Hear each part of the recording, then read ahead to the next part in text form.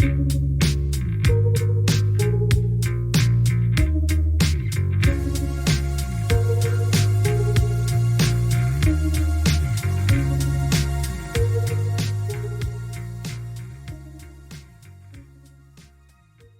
Jerónimo Guerrero Iraola, autor de Tecnologías de impunidad, cómo la dictadura intentó ocultar los crímenes cometidos por la dictadura durante la Guerra de Malvinas. Bueno, Tecnologías de impunidad es parte de un trabajo de investigación que conjuga como dos niveles de experiencia. Por un lado, el tránsito académico, a partir de haber cursado la maestría en Derechos Humanos de la Facultad de Ciencias Jurídicas y Sociales de la Universidad Nacional de La Plata, pero por otro lado es el fruto de un trabajo de campo casi obligatorio, que tuvo que ver con mi participación como abogado y tiene que ver con mi participación como abogado en las causas en las que se investigan las torturas cometidas por miembros de las Fuerzas Armadas en perjuicio de los soldados conscriptos. ¿Y por qué el título? ¿Por qué tecnologías de impunidad? ¿Por qué conjugar en un sintagma dos palabras, dos términos, dos vocablos que a priori no tienen conexión? Porque a lo largo de este tránsito judicial nosotros nos fuimos encontrando, y cuando digo nosotros hablo de Laurentina Alonso, que es la abogada que también es querellante en esta causa junto conmigo. Nos fuimos encontrando con una vacancia, había algo que faltaba, y eso que faltaba tenía que ver con poder condensar en la potencia de un sintagma, de un término concreto, todo lo que veíamos muy claro, que era que costaba mucho romper la espiral de silencio, las dinámicas de impunidad, las lógicas y conexiones entre lo que había sucedido, esa materialidad fáctica, esos hechos que se estaban investigando en la causa y que eran denunciados, y que eran denunciados con mucha precisión. Hablamos concretamente de las torturas, pero no hacían sentido, no conectaban con eso otro, que es la exteriorización del Estado a la hora de escuchar, ejercer una escucha activa, pero por otro lado también, y sobre todo, avanzar en la investigación y juzgamiento. Entonces decíamos, bueno, ¿a qué obedece esto? ¿Qué es lo que sucede aquí en este punto que no nos permite conectar esa materialidad fáctica con estos resultados esperados y esperables en el marco de un Estado de Derecho? Y ahí, cuando uno comienza a bucear en esas profundidades, aparecen, o empezaron a aparecer, elementos que eran muy nítidos y que también estaban un poco dispersos o inconexos, y que no permitían configurar una red de sentido, una red semiótica, unas gramáticas que alojaran todas esas cuestiones que aparecían sueltas. Por eso es tecnología de impunidad. Y tecnología de impunidad viene a suturar ese hiato, esa vacancia, ese espacio inconexo entre lo que esos hechos de tortura denunciados y esta falta de respuesta estatal. ¿Y por qué hablamos de tecnología? Porque hablamos de una técnica y una lógica, y hablamos de un diseño, de un aparato burocrático, político, administrativo, estatal, orientado a consagrar la impunidad. Es decir, la impunidad no es el resultado fortuito de sucesos que se fueron dando así porque sí, sino es el resultado de un diseño, de unas personas que se sentaron en un momento determinado a decir, esto está sucediendo, esto sucedió, y de algún modo tenemos que lograr erradicar de la faz del relato histórico estas circunstancias que hackean lo más elemental del sentido que perseguimos. Digamos, ¿cuál era el sentido que persiguió la dictadura cívico-militar argentina en relación a Malvinas? Fue de algún modo lavar su cara e intentar, a través de la configuración de una hipótesis de un enemigo externo y una pseudo batalla anticolonial, forzar una transición desde una dictadura hacia a un gobierno democrático. Entonces, claro, el relato de la tortura, las condiciones de la tortura, la falta de preparación de las Fuerzas Armadas y el hecho de que hayan estado formadas para la represión, el exterminio y la muerte, se daban de bruces con cualquier intento de avanzar en esa construcción del relato que necesitaban para forzar esa transición hacia la vía democrática. Porque para 1982, y con esto contextualizamos brevemente, los dos planes sistemáticos de la dictadura venían colapsando, venían crujiendo. Y yo hablo siempre de los dos planes sistemáticos de la dictadura, valiéndome de la carta de un escritor a la Junta Militar de Rodolfo Walsh. Rodolfo Walsh, en esa pieza magnífica del periodismo de denuncia, del nuevo periodismo, consagra dos grandes momentos, dos grandes instancias en esa pieza. Por un lado, del punto 1 al 4, en el que habla de la tortura, la desaparición y la muerte, pero a partir del punto 5 empieza a consagrar el segundo plan sistemático. El primero, la tortura, la desaparición y la muerte, era el plan sistemático de exterminio de personas, que luego fue probado desde el juicio de las juntas en adelante. Ya no hay duda de que en Argentina se llevó adelante este plan sistemático de exterminio. Pero Walsh, a un año del infausto gobierno, a un año, en el aniversario del golpe, relata con una crudeza y una precisión quirúrgica este segundo elemento, el plan sistemático de entrega de la soberanía. Él dice, pero estos crímenes, hacía referencia a la tortura, la desaparición y la muerte que venía relatando, no son sin embargo los más graves. Y esto abre una pregunta para pensar Malvinas, para pensar la guerra de Malvinas. Porque si esos crímenes, tortura, desaparición, muerte, vuelos de la muerte, robo de bebés, no son los más graves, ¿cuál es? Y él dice, en la planificación de la política económica que ustedes lleven adelante, están condenando a cientos de miles de personas a la miseria planificada. Y esto es importante porque para 1982 estos dos planes sistemáticos empiezan a crujir. El de exterminio de personas, porque luego de la visita de la CIDH en 1979 y del informe publicado en 1980, ya no quedaban dudas. La comunidad internacional tomaba nota de que en Argentina se estaban cometiendo graves y masivas violaciones a los derechos humanos.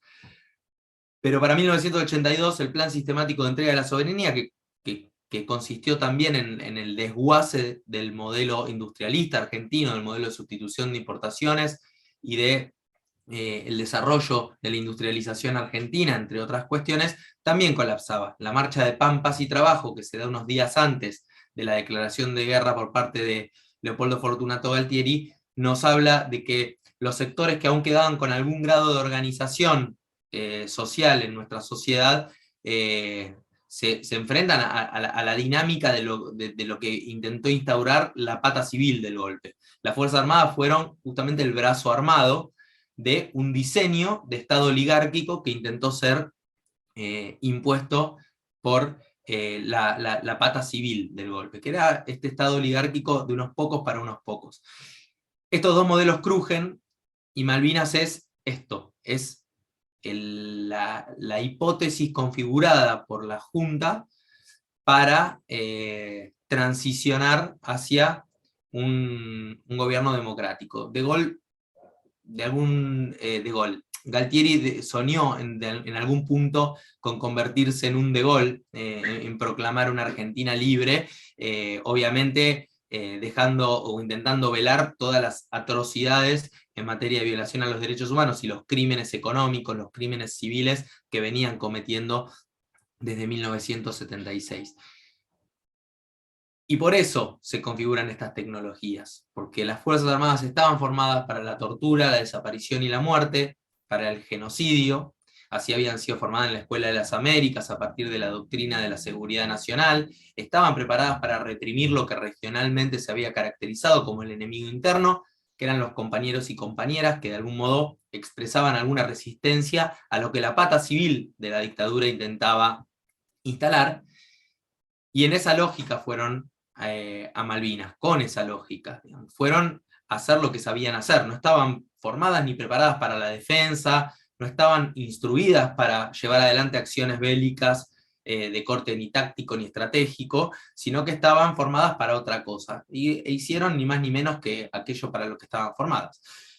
Esto se tradujo en torturas y muertes en algunos casos pasibles de ser caracterizadas como homicidio. Esto se tradujo en el hambreamiento deliberado de las tropas, Esto se tradujo en que frente a cada hito, suceso o hipótesis de conflicto para con un soldado, la respuesta fuera la tortura. Esto en algunos casos en que se presentaban conflictos o diferencias entre la comandancia o quienes ejercían la comandancia de la guerra y los soldados conscriptos, pero también hubo casos de tortura que fueron, porque sí, hubo casos que se dieron en contexto de antisemitismo, digamos, las Fuerzas Armadas realizaron aquello para lo que estaban preparadas, para lo que estaban instruidas. Frente a esta realidad que fue avasallante y que era innegable, no se podía tapar el sol con la mano, aquellos que tuvieron la fiebrada idea de llevar adelante la acción bélica, lo que hicieron fue construir estas tecnologías de impunidad. Tecnologías de impunidad que, como dispositivo político, burocrático, institucional, tendiente a consolidar, a cristalizar el silencio, se valió de varias lógicas. Por un lado, las acciones de inteligencia, de seguimiento, a los soldados, a sus familiares y a los incipientes conformaciones o nucleamientos de soldados conscriptos que en la posguerra comenzaban a darse en territorio continental argentino, a partir de mecanismos de acción psicológica también, de una lógica también de amedrentamiento de aquellos soldados. Pensemos un soldado que había sido torturado durante la guerra, que en territorio continental argentino a su regreso lo recibía ese Estado que lo había torturado, y le decía: usted debe callar porque de lo contrario va a sufrir las consecuencias directas de su palabra, de su denuncia, o frente a su denuncia. Esto obviamente implicaba un amedrentamiento directo y una combinación al silencio por parte de las Fuerzas Armadas. Otra de las lógicas fue el control sobre la prensa, los medios de comunicación y aquello que se publicaba, y esto se dio en sincronía o en tándem con la consagración de un relato histórico, un cómo narrar la guerra, cómo narramos la guerra, cómo contamos esto que nos sucedió. Bueno, los medios iban a tener un control, iban a decir que se trató de una gesta heroica, de una gesta anticolonial, lo cual es un contrasentido, porque pensar que esta dictadura entreguista, que quintuplicó la deuda externa, que destruyó el modelo productivo argentino, que nos combinó a años de miseria planificada, como dice Rodolfo Walsh, iba a tener una acción anticolonial, es un contrasentido. Si incluso estaban haciendo los mandados de lo que la embajada norteamericana había establecido para nuestras tierras en un contexto obviamente de mundo bipolar, de Guerra Fría, de grandes contradicciones ideológicas a escala global. Entonces, frente a ello, contaron la guerra como una gesta patriótica, como una gesta heroica, y desde allí empezaron a configurar también el relato oficial. La historia la escriben los que ganan, dicen muchas veces, y estos ganadores parciales, porque afortunadamente la verdad va tratando de aflorar por las grietas que se van generando y que vamos generando desde las militancias, pero bueno, pudieron a sangre y fuego, y por el poder remanente que todavía tenían, y por haber exterminado a gran parte de la sociedad que hacía de su sentido crítico una bandera y una acción militante concreta, lograron instalar durante muchos años un relato bueno, que aún hoy cuesta desmontar y desarticular, que es el relato de Malvinas como una gesta, como un episodio de lucha anticolonial.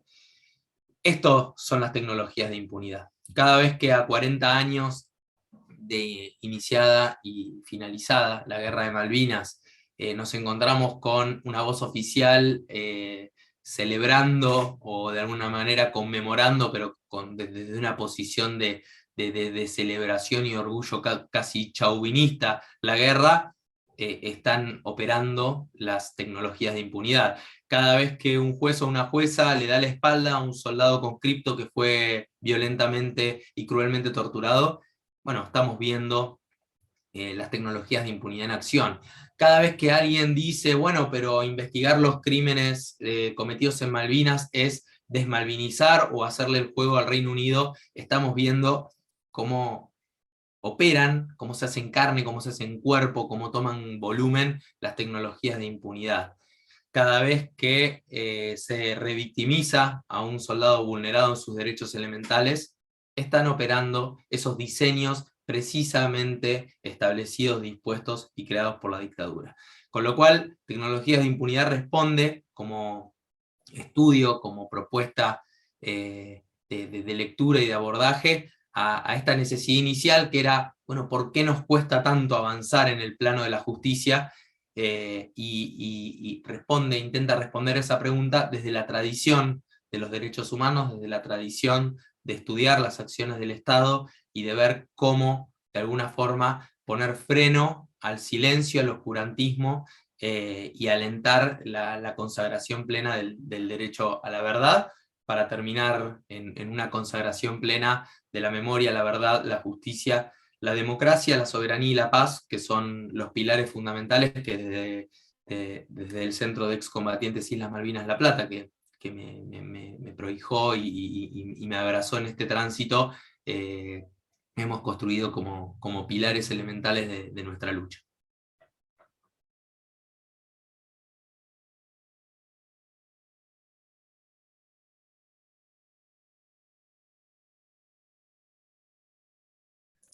Soy Julieta Terminielo, profesora de Sociología, hija de combatiente y miembro del CECIM. El libro Tecnología de Impunidad de Jerónimo es la historia de una lucha, pero una lucha que está haciéndose, que es presente, digamos, dinámica o viva o escrita en caliente, como dice Jerón en el libro. Lucha que personalmente agradezco que nos encuentre juntes, codo a codo en el CECIM, por eso, en primer lugar, quería como expresar mi gratitud o gratificación, orgullo también de que Jero como compañero haya podido materializar parte de esta lucha del CECIM en este libro para hacerla visible y también transmisible a través del tiempo. Lucha de la cual él, como contó, es parte por su rol de abogado del CECIM, pero que no se quedó solamente ahí por suerte, sino que decidió trascender ese rol investigando y construyendo conocimiento, un conocimiento en búsqueda de la verdad y la justicia. En el libro se refleja dicha lucha como en una narrativa que está cargada de experiencias, documentos, procesos, vivencias, que son tanto personales desde su lugar como autor del libro y también como partícipe de esas experiencias, pero también, y es lo significativo para mí del libro, de experiencias y procesos que son colectivos, de organización y de militancia. En ese sentido, mientras leía el libro de Jerónimo, yo recordaba un texto de Becker, que se llama ¿De qué lado estamos?, donde este sociólogo argumenta que en las ciencias sociales es imposible como no asumir posicionamientos, o que una investigación nunca puede estar libre de simpatías políticas, dado que todos y todas somos y ocupamos, digamos, un lugar en la estructura social. Entonces, plantear que se hace un trabajo de investigación sin valoraciones es plantearse y pretender estar fuera de lo social. Entonces siempre existe ahí como un dilema sobre si se debe tomar partido o no. Digamos, ese dilema como tal no existe, sino que el problema es de qué lado tomamos partido. Y suele aparecer una crítica, ¿no?, a tomar partido bajo la pretensión de objetividad, que se acusa de hacer investigaciones sesgadas, pero esa crítica, según Becker, no es casual, porque casi siempre surge cuando la investigación da crédito y da voz a la perspectiva de un grupo subordinado, sometido, o de un grupo no dominante. Y la verdad que a mí esta acusación o esta crítica que suele aparecer bajo la excusa de la objetividad, suele aparecer, o se suele encontrar muy seguido como en la vasta bibliografía sobre la guerra de Malvinas. Entonces, que Jerónimo se proponga en este libro echar luz sobre aquello que se pretendió dejar oculto y dar voz a aquello que se pretendió silenciar, a quienes planificaron acallar, ¿no? es saber bien qué partido toma en su investigación. Entonces, quienes investigan y escriben sobre Malvinas ya no pueden desconocer todo lo que el trabajo de investigación de Jerónimo da cuenta, y no pueden seguir reproduciendo el relato que se construyó como una arista más de estas tecnologías de impunidad. Y hay dos cuestiones que me parecían para destacar del libro. Primero, la sistematización de testimonios, documentos judiciales, archivos desclasificados militares, notas periodísticas, y etcétera, que permiten tener a mano un recorrido exhaustivo y detallado de la causa judicial, ¿no? Que a mí me parece fundamental como un documento ante la circulación de tantos discursos y relatos que pretenden eternizar esa impunidad. Porque esta sistematización y su análisis ordena cronológicamente, identifica responsables y visibiliza los padecimientos que las víctimas han sufrido durante el conflicto bélico, pero también en la inmediata posguerra y en democracia, y que siguen hoy, que continúan hoy, 40 años después, sin conseguir justicia y con esta constante revictimización por parte de la agencia judicial. Y la segunda cuestión que me parece medular tiene que ver con la construcción de concepto, o de un sintagma, como dice Jerónimo, que es tecnologías de impunidad. Como este concepto permite visibilizar y dar cuenta de un mecanismo, de la planificación, de un proceso, de prácticas llevadas adelante por la dictadura cívico-militar, pero continuadas en democracia, por sectores del poder que pretenden como garantizar esa impunidad. Que primero han querido ocultar y ahora pretenden negar las violaciones de los derechos humanos cometidos por oficiales y suboficiales durante la guerra. Entonces son tecnologías que implican torturas, amenazas, persecuciones, encubrimientos, pero también me parece fundamental, como decía Jero recién, la elaboración de relatos que reivindican la guerra en tanto gesta y ocultan crímenes, impericias de las fuerzas argentinas. Entonces, esas tecnologías que no se limitan al periodo genocida de terrorismo de Estado, sino que perduran y continúan, no hablan de un pasado, sino que estamos hablando del presente, y por eso son tecnologías que no son solamente llevadas adelante por sectores militares, sino también mediáticos, administrativos, judiciales. Bueno, por estas cuestiones y otras más, la lectura del libro de Jerónimo resulta imprescindible, digamos. Es necesaria, pero no solamente porque dé cuenta y desmonte este mecanismo que sostiene la impunidad, y a su vez porque da la voz y visibiliza la lucha colectiva del CECIM La Plata, sino que también es imprescindible como herramienta, digamos, para seguir por el camino de la memoria, la verdad, la justicia, la soberanía y la paz.